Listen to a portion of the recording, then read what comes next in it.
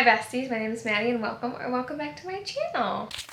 So today we are going to be doing the mid-year tag. Okay, I know I'm a little late, but to me it just didn't make sense to do it in June when June wasn't done. So all these books will be taken from January to June, and I tried not to repeat any of the books that I picked. Okay, so hopefully there are no repeats. So I have a list of questions from Katie's video. I just took hers because she had some that are like the actual like mid-year tag questions, and then she did a few of her own. So I will tag her video below so you can see what she picked as well. So for question number 1, we have best book you've read so far in 2024. So I have 2 for this one. I have Empire of Storms by SJM. I don't have the physical copy with me. I also can't tell you anything about this book because I don't want to spoil the series if you have not read it. But it is phenomenal. It was so good. It was my favorite book out of the entire Throne of Glass series. And if you have not picked up that series, you need to do it right now because it is so good. And I put it off for so long, and I don't know why I did because it is so good.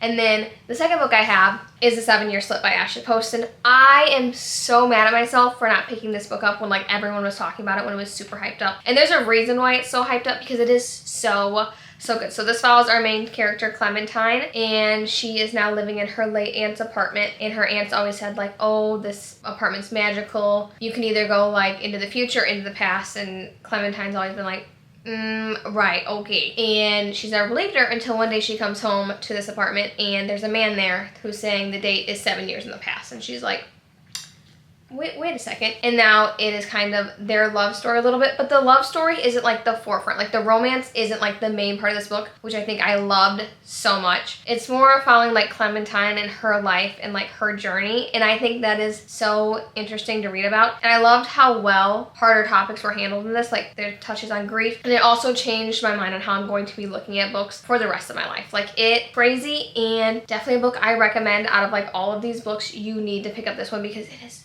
so good. And there's a reason why so many people talk about it. So good. So this, best book of 2024 so far for me. So question number 2 is best sequel I've read of 2024. Love Unwritten by Lauren Asher. Loved it so much. This is a single dad nanny romance. Already, sign me up. I'm already in love. That's all I need to know, and like it's 5 stars. This follows our 2 main characters, Ellie and Raphael, and then Nico is the little boy. And the one thing that I loved about this book is that Nico and Raphael don't get along. Like they're not vibing, and Nico really connects with Ellie, and I thought that was like so beautiful to read about. Instead of most of the time when you're reading like a single dad nanny romance, the single dad and the child are like, you know, BFFs. This one, Nico could care less about his father, and I was like, love that. So yeah, you're basically following Ellie and Raphael's relationship. They're going on like vacation to Hawaii, and you know, forced proximity. What can you do? But it is so good, and I loved it. It was 5 stars for me, and it was the best sequel I read in 2024. So question number 3 are new releases that came out this year that you have not read yet, and I have 2 for this one. So I have Crescent City 3. I have still not picked this book up. I don't know, I kind of finished, I wanted to read Throne of Glass first. I finished that, and then I never cared enough to pick this one back up. I've heard mixed things about it, so I think that's what like really deterred me from wanting to read it. I bought it on my Kindle, I bought the audio version, and I bought the physical copy, and I was still like, couldn't be bothered. I'm hoping to read it sometime soon, maybe. I mean, I'm gonna get there eventually. I just haven't cared enough to pick it up yet. Obviously, it's the 3rd in Crescent City. Actually, it's actually called House of Flame and Shadow. I always say just Crescent City 3. And I love Crescent City 1 and 2. I love them so much. It just, I didn't care. Like, I was super excited, like, when it first came out because I had not finished Throne of Glass yet. And then when I was done with Throne of Glass, I was like, never again. And I just feel like it's because Throne of Glass was so good. And, like, nothing's gonna compare. So I wanted to give this its own time. You know what I'm saying? And then the second one is This Could Be Us by Kennedy Ryan. Not a clue what this is about. I read the first one, Before I Let Go. I love her writing. Her stories are so powerful. And the cover of this one is stunning. I just haven't picked it up yet, but I will. Not a clue what it's about. It's a single dad. Why have I put this? Never mind. It's going on the TBR immediately. Brilliant single dad and absolute last man she should want, but can't seem to resist. It's on my TBR immediately. I don't know why I put it off, but I'm reading it immediately now. So question number 4 is most anticipated releases for the rest of 2024. And I don't really really have that many. I feel like a lot of books I don't know about until they're out. Like I'm not big on pre-ordering books. So the only book I can think of is Play Along by Liz Tomford. I actually get to go see her in next week. And this is her 4th in her Windy City series. Loved the other one. I don't have them right now because my sister's borrowing them. I believe this is a fake marriage or like accidental marriage or something like that. And it's with Kai's brother from Caught Up and then their personal trainer or their massage therapist. She does something on the team. Not a clue. It's something along those lines and it's going to be their relationship, and anything Liz Tomford writes, I will read. So question number 5 is the biggest surprise this year. So I have 2 again for this one. So the first one was the first book I read this year. So I read Deliver by Pam Godwin. Loved it. It was incredible. It was a wild book, okay? Let me tell you about it, okay? So just before you judge, let's listen all the way through, okay? So this follows our 2 main characters. Do I know their names? No, I do not. Okay, so just follow along. So our FMC is a sex trafficker.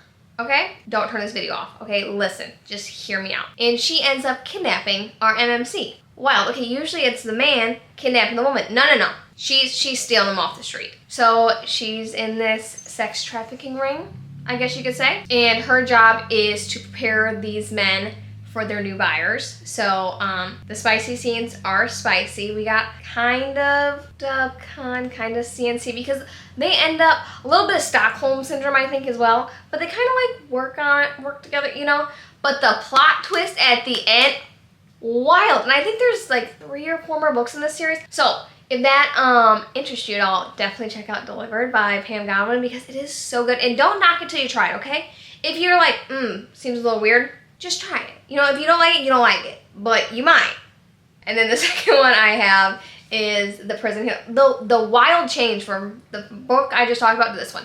So I have The Prison Healer by Lynette Noni. So good. This is YA fantasy. Again, the end of this book, wild. And this one I think is a big surprise for me is because I'm typically not a fantasy girly, okay? I've only read like ACOTAR, Throne of Glass, and Crescent City. Those are like that's about as crazy as my fantasy gets. And it's just because I've always thought fantasy is way too hard to understand. But I just think I was reading high fantasy. I need YA fantasy. So, The Prison Healer by Lynette Noni. Let me tell you about this one. So this follows our main character, Kiva, and she's obviously a prison healer. And she's just doing her thing in this prison. It's not a good place. Prison's usually not, but it's not a good place. And one day, this woman comes in, the rebel queen. She's got to take care of her because she's sick. A few days later, a note comes in from her family because her family's outside of prison doing their thing, trying to get her out, I believe. It just says, we are coming to rescue you. You need to just keep this rebel queen alive. And she's like, okay, shouldn't be that hard. I know what I'm doing. Wrong. Okay. The rebel queen is now going to do the trial by ordeals because she's a bad woman, obviously. And Kiva volunteers to do the trials because obviously the rebel queen can't. And she is now doing those 3 trials. Wild, insane craziness that's going on. But the plot twist at the end of this, like it's one of these books where I'm like, I wish I could read this plot twist again for the first time because it was so good. So if you want to get into like some more fantasy, but you think like fantasy is too hard to understand, YA fantasy. So question 6 is your favorite new author. And this should come as no surprise. Let me get her. Let me pick her up. Check them out. There they are. This is all I own for right now. But obviously, Rena Kent. Because that's basically all of the books that I've read this year have been Rena Kent. Because your girl is getting through this Rena Kent universe if it takes her all year. You know, I don't really know what to say about these books. They're great. Like, I'm not gonna lie. All of them have not been my favorite books, but for the most part, they've been so good. And I have basically just been wanting to read Legacy of Gods, but I want to say that I read them in order because I'm pretentious like that. And that's basically what I'm doing. So I'm reading them in order. Me and Bestie Casey have been reading all of them, but they've been great so far. I'm having a good time. I think her books are very interesting. I think she's a great author. I think they're really easy to read. So not much to complain about, and I'm having a good time with them. Okay, question number 7, newest fictional crush. I got 2 for this one as well. So obviously number 1, not obviously, you don't know. It obviously to me, not really even to me. I love this author, so I love these books. Anyways, so I have Derek Pender from The Rule Book by Sarah Adams. Loved him. He is the definition of like, if he wanted to, he would, you know what I'm saying? And the Always Been You. So they were college sweethearts, and then Nora, she goes by Mac, or she goes by Mackenzie. Doesn't matter. Nora breaks up with Derek, and she's like, well, I don't want to do this anymore. And he's like, okay, I guess. And then they never talk again, and Derek is now in the NFL, big sports guy, don't ask me what position he plays, I don't remember. So Nora is a sports agent, and Derek is in the market for a new one. Okay, so they're going to be working together, and they create a rule book on how they're going to get along, because remember, they don't like each other right now, because Nora broke his heart. And after one wild night in Vegas, I believe, they're now married as well. What can you do? You have to fake it, basically. And it's so good. Sarah Adams books are phenomenal. And if you have not read them, read them right now. Love this man. Also, someone else I love, Cole Nash from Ruthless Empire by Rita Kent. I love this little psycho so much. Him and Silver, listen, I hated Silver at the beginning of the series. She could have been gone and I would have been fine. But these two together, I love them. He's phenomenal, okay? They're step siblings, and it's so good. I don't really remember what happens in it. Really, they're not supposed to be together, but what can you do when you really like the person you can't be with? You know what I'm saying? It's one of those. And he's a fine psychopath, and I love him. Question number 8 is a book that made you cry. Kingdom of Ash by S.J.M. There's nothing to say besides it is heartbreaking the whole time. The whole time I was sad. I mean, I think maybe raw hair, maybe this part, happy. This part, sad, maybe happy right here at the very end. But, I don't even know what to say about this book. I've cried super hard in 3 books, and this is one of those 3 books, Yep, so if you have not read Throne of Glass, you need to pick it up. I cannot tell you anything about this book without spoiling anything in this book, so I'm not going to do that because I don't want to spoil it for you. Just know there will be tears shed multiple times.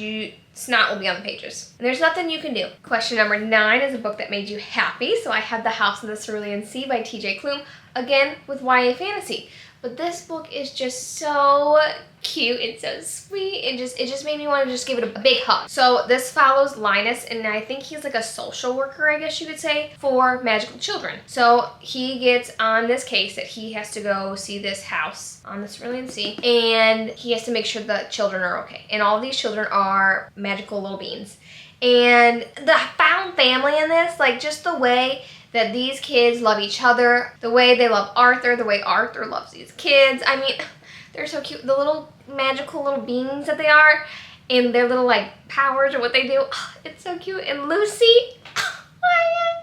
my poor sweet bean. I mean, it's just a big warm hug, this book was, and I loved every part of it. And if you are in the mood for just a happy, feel-good little hug book, pick up The House in the Cerulean Sea. So question number 10 is the most beautiful books you've bought this year or received. So I bought the special editions of The Losers Duet by Harley LaRue. So I have The Dare, and then I have Losers Part 1, and then Losers Part 2. So I read The Dare when it was not available on Amazon, it was being taken down. And I was like, if a book is being taken down, I need to read it. So I got my hands on the original cover, and I was like, I'm having such a good time with this. It's just smut, but it's a smutty good time, you know what I'm saying? And I have not read these 2 books yet. Okay, but they're stunning. I love the covers, okay? I love the blue. I love the red. Oh, can you see that? So cool, right? And these are the back. Let me flip them around so you can see the back of them too. How cool, right? So this follows, I want to say her name was Jessica, because I think that really threw me off that her name was Jessica. Just the content warning in this, yeah, her name was Jessica. See, and that just threw me off for some reason. And then I believe there's 4 dudes, Manson, Vincent, Jason, and Lucas. Okay, we got 4 dudes, 1 girl. I love that for her. And it's basically just their little romance. I believe she bullied these guys in high school, and then they meet at a Halloween party, I believe, in The Dare, and she loses at a game of beer pong or something like that, and he's like, you are now my slave for the rest of the night. And it's what do you mean? And it's what do you mean? It's so good. Do I know what the other 2 books are about? No, I'm assuming it's their love story. But I love the covers. I think they're gorgeous. I love having them. So question 11 are what books do you want to read by the end of this year? So really, I don't really have anything like specific. I'd love to get through the rest of like the Rena Kent universe, but mostly I want to get through more of my physical TBR, because I think I want to say last time I counted I had like 45 books on my physical TBR that I want to read. And I want to buy more books to like fill up the rest of my bookshelves, but I don't want to buy books that I'm not going to read, because I would love to say like all the books that you guys see that I've read them all. So I want to get through that. You know what I'm saying? So that question, I don't really have any like specific goals. Question number 12 are what are some books that you want to reread this year? So I would love to buy the Devil's Night series and reread it and annotate it, because I read it when I first started reading in like 2020, 2021. So I'd love to reread them, because I've re-listened to Kill Switch, and I think I'd want to reread Punk 57 too, because I love that book. That was like my second or third book I read on Kindle Unlimited when I first started reading, and I was like, I'm hooked. I would like to reread a few Mariana Zapata books, because I read them again when I first started reading and they were so good. I love the slow burn aspect of them. So there's just a few of hers that I'd like to reread and own, because I don't own any besides one of hers, I believe. But those are the only few that I can think of that I'd like to reread, because typically I don't reread books. Question 13 are books that you've been putting off. So I'm going to do a whole series for this one, and I'm going to do the Bertolt Brecht. I've tried to take this 3 times. I am going to try to read the Bertolt. Holy shit. I am trying to read the Brutal Birthright series. Ugh, I'm not redoing that because I can't. I physically cannot do it again. I don't even know. I think this is what this is called. And if it's not, it's this series by Sophie Lark, okay? It's this series. That's all I got for you. Bestie Casey loves them. My sister even read them, loved them, and she's kind of picky, you know? She's just getting into reading and she loved them. So I was like, I need to put them on my TBR. I don't know if they're like interconnected standalones or how they really go. They're just books I want to get to. I love Sophie Lark's writing. I've read The Sinner's Duet, and I've also read Minx and Grimstone, and I've loved all of them. So I definitely want to get into her other like series. So those are on my TBR kind of for the rest of this year. Okay, question 14 is a book that you like that has mixed reviews. So I have Hawk by Jessie Hall. When I was looking on Goodreads to figure out a book that had mixed reviews, this one popped up with a lot of 1-star reviews. Why?